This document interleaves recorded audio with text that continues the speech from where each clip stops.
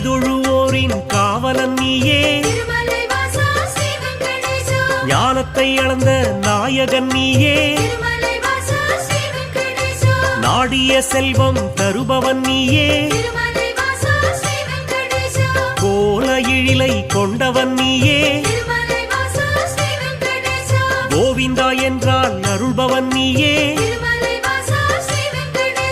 மாலவன் என்று உனை அழைப்போமே,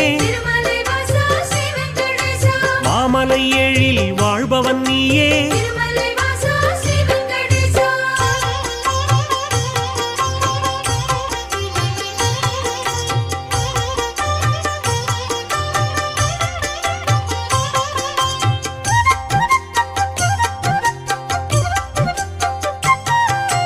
கோமல கண்ணா கோவிந்த ராஜா,